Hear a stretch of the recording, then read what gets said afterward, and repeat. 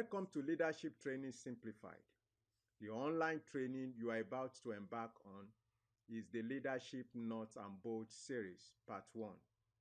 Enjoy exploring this and my other courses. Thanks. I'm Dr. Timi Akinbohun. I welcome you to the Leadership Nuts and Bolts training series, part 1.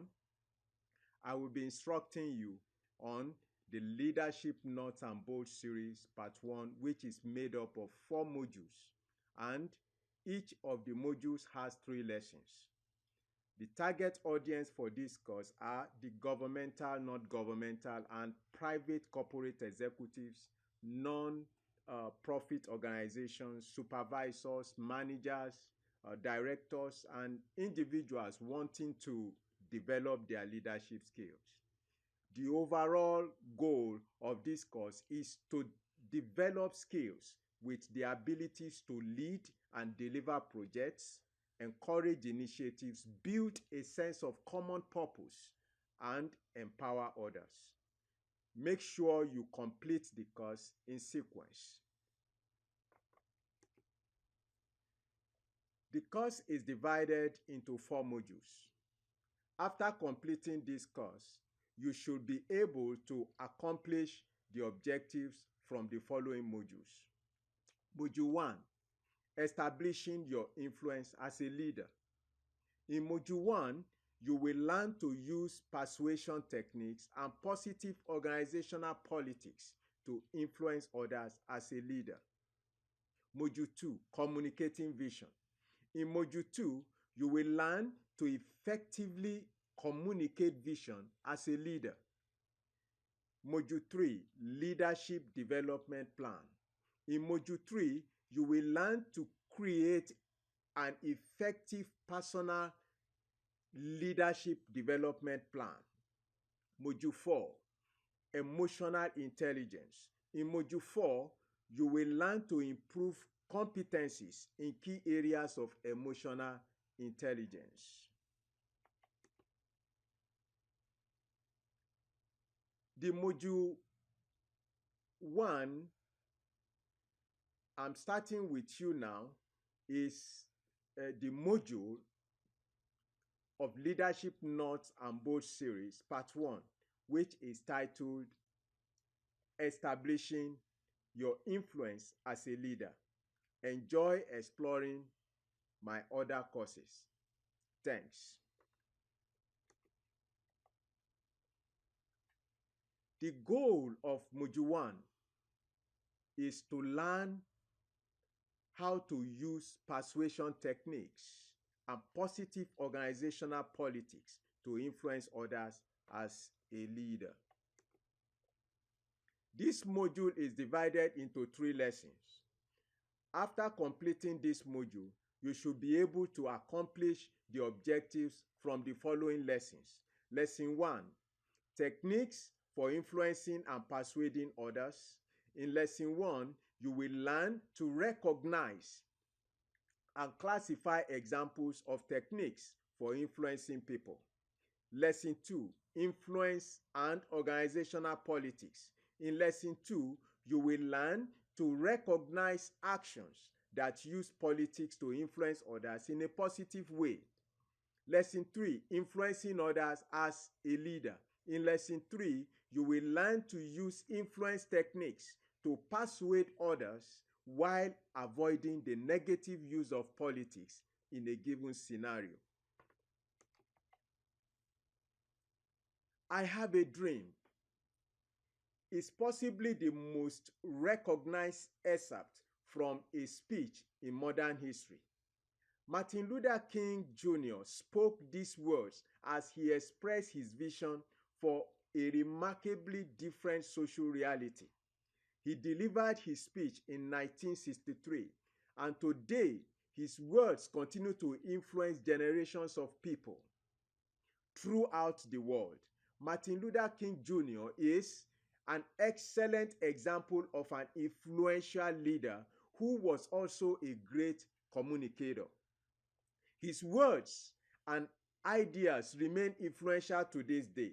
Perhaps this lasting influence is partially due to the eloquence and clarity of his message, or perhaps because what he was saying spoke to the values of so many listeners. And maybe it's these things and much more. Influence is a crucial leadership skill. This is especially true in today's corporations. Gone are the days when managers simply had to command workers to do something and then it was done. Why do you suppose that is? Well, in fact, it's largely due to a shift from labor-intensive industry to knowledge-driven industry. Knowledge workers and skilled workers often possess unique information and expertise about the job they do. They are very much in control of what they contribute and when, how, and to what degree. They are free to choose when to apply their discretionary efforts. Hence, leaders have lost some of their control over employee performance. Today's organizations are interdependent, operate in an environment of uncertainty, and get work done through persuasion and negotiation, not authoritative control. Under these conditions, leaders need to be influential to gain support for organizational goals. The biggest difference in how organizations are managed then versus now is the use of eloquence, and influence are not control to motivate people and get things done. Before going any further, it is important to learn the distinction between the terms control and influence. Control is in this context of worker performance is the use of authority to force or command people to get things done. Influence is in this context of worker performance is the use of communication skills, good relationships, and persuasion to get people to do what you want. It doesn't involve control at all. Let us now kick off the course with lesson 1 of module 1, titled Establishing Your Influence as a Leader. At the completion of lesson 1, titled Techniques for Influencing and Persuading Others, you will be able to recognize and classify examples of techniques for influencing people. Suppose you've just moved into a leadership role and you have what you think is a good idea for a new procedure. You also know it may be unpopular at first because it will impact how your team does its job.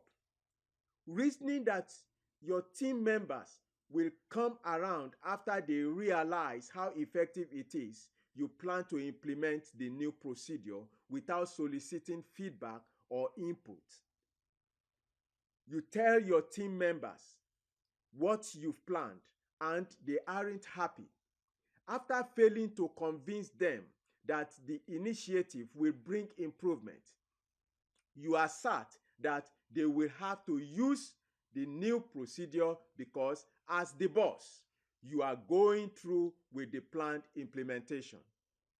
The team resents your use of force and fails to fully embrace the procedure. Eventually, poor team performance leads to your demotion. As a leader, your job is to achieve organizational goals, but you can't do this by yourself. You need the help of others in your organization. You may have good ideas, but you can't force people to embrace them. Effective use of influence and persuasion will help you build trusting and respectful relationships And in turn, you will be better able to secure support for your ideas and lead successfully through change. The term influence and persuasion are usually used interchangeably, okay, in this context. Consider what these terms encompass. Influence.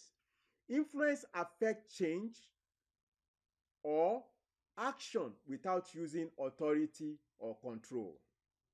And persuasion is a form of communication that uses logical argument and evidence to gain support.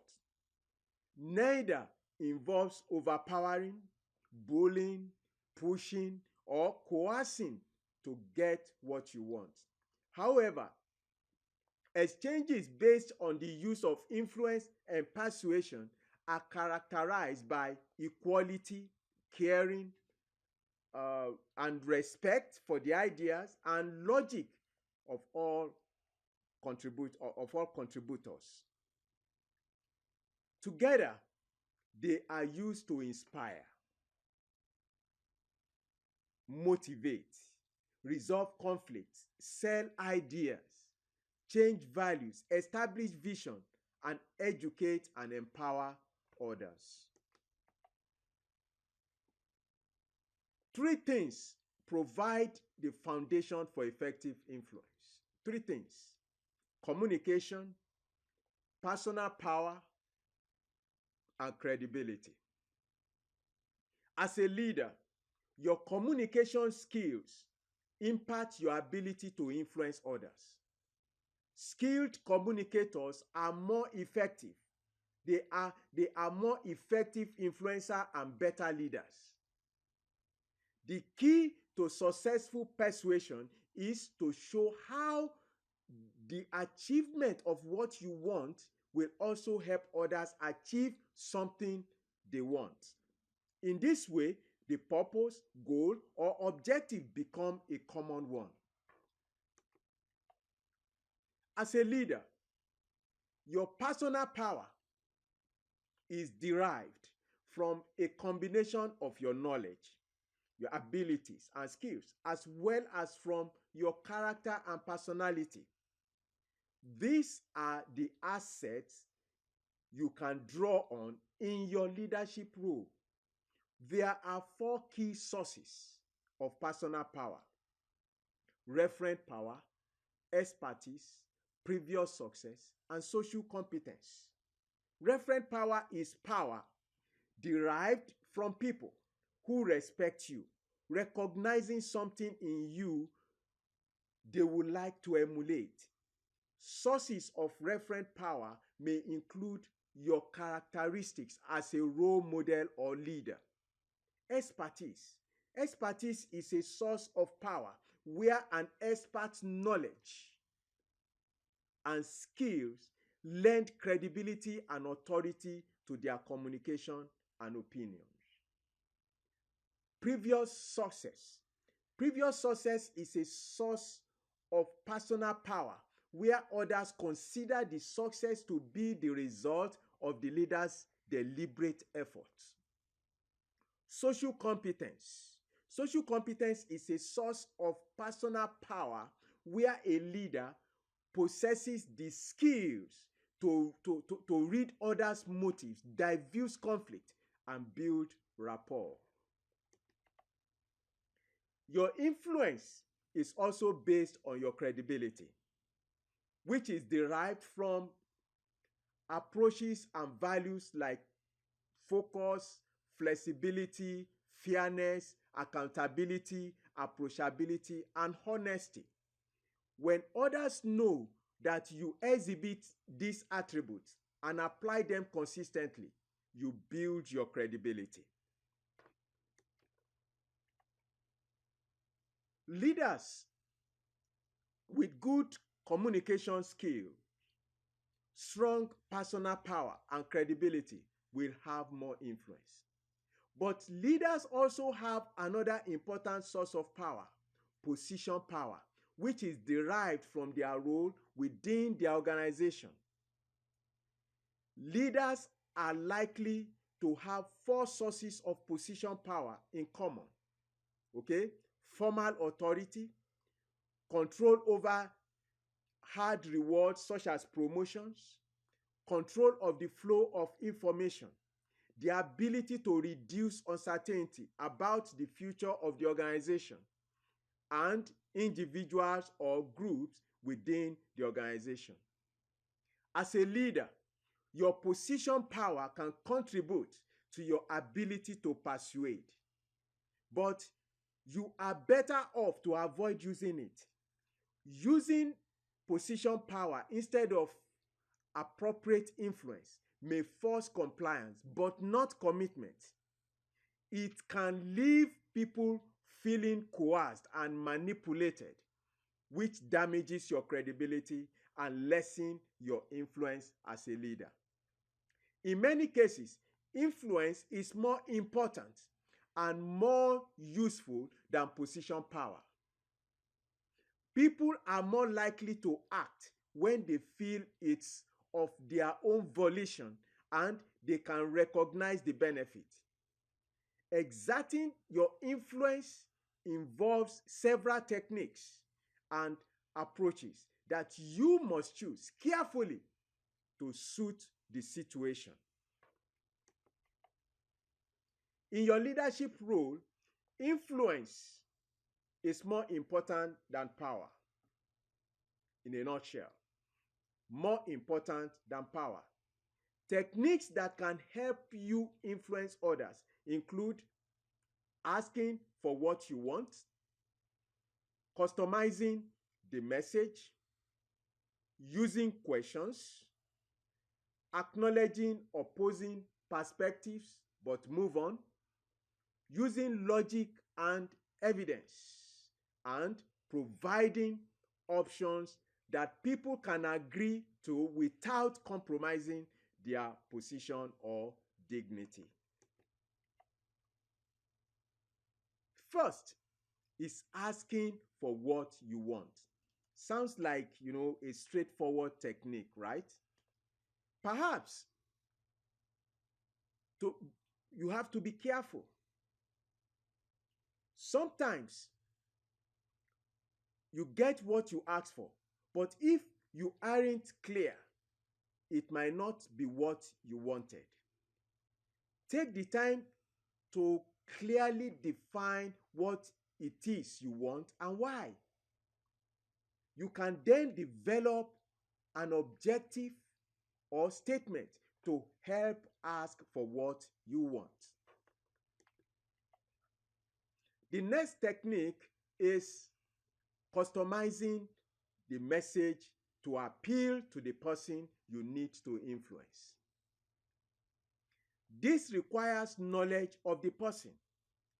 What interests her or him? What's her agenda? What's important to her or him?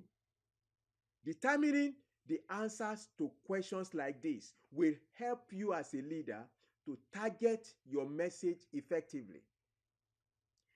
You should customize both the content and the format of your message. Appealing to a person's interest will likely do more than anything else to persuade him. Using the word in it for me, what I refer to as WIFM, what's in it for me. The technique is an effective way to customize the content of your message to the interest of individual stakeholders. Determine what's in it for, or for what would interest the stakeholders, and highlight that in your discussion and communication. How you format or package your message is important too.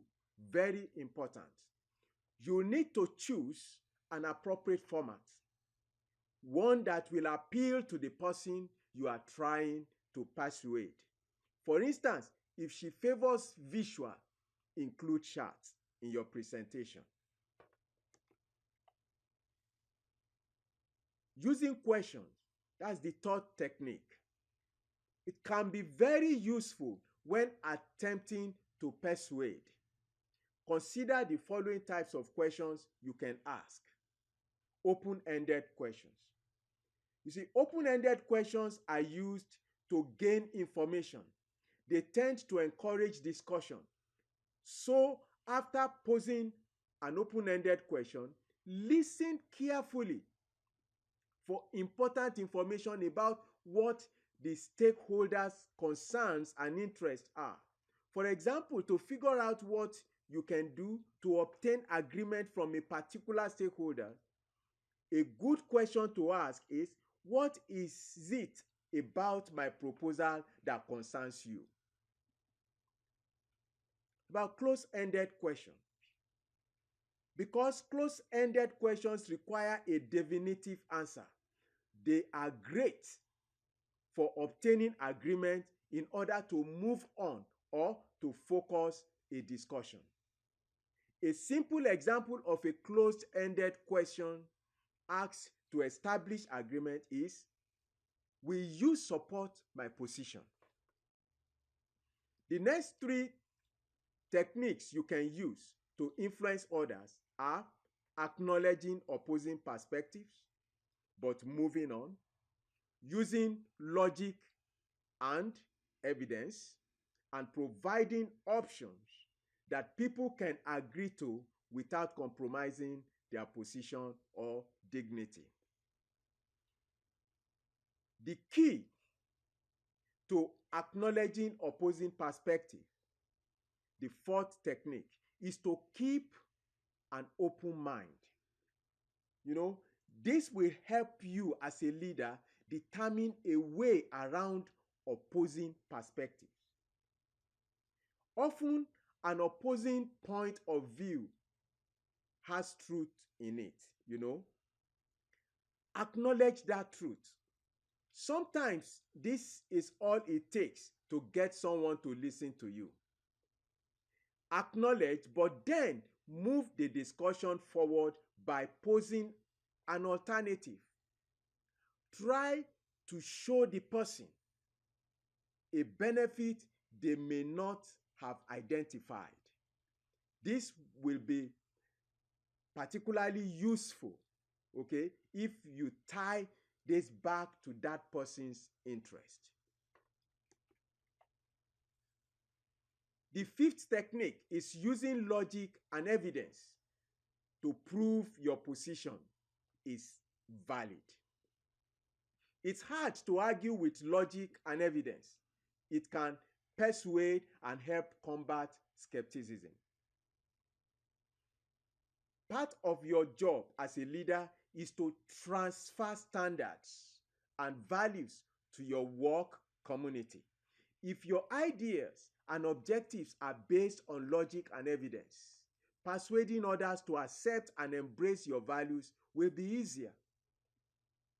When you do, you'll have appealed to this individual at their innermost level. For example, let's say that Janet is a leader who is working to acquire a software company. She's having a second meeting with Scott to try and convince him to support her proposal. Janet tells Scott that acquiring the company will provide their organization with proprietary software that will give it a competitive edge. And she gives Scott statistics to demonstrate the current use of the software and consumer report that show the projected growth in demand for technologies dependent on the software. This is a good sell, and a good way to persuade Scott. The final technique you can use to influence others is providing options people can agree to without compromising their position or dignity. This can be especially useful when you are working to influence a stakeholder who is strongly resistant. Providing a way for people to commit without losing face is sometimes all it takes. This is especially true when logic and evidence shows your position is solid and there is no valid business reason for the other person to hold back support.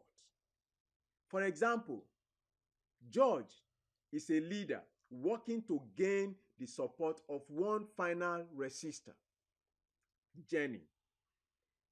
She is being adamant about not agreeing with George's idea. George has shown her the evidence needed to overcome her objection, and she agrees but is reluctant to concede that George's ideas is the better one. Jenny is a terrific presenter and likes receiving credit for her initiative. Knowing this, George asks Jenny to present the proposal for approval. Jenny is thrilled and commits to helping George achieve this objective. That is a good way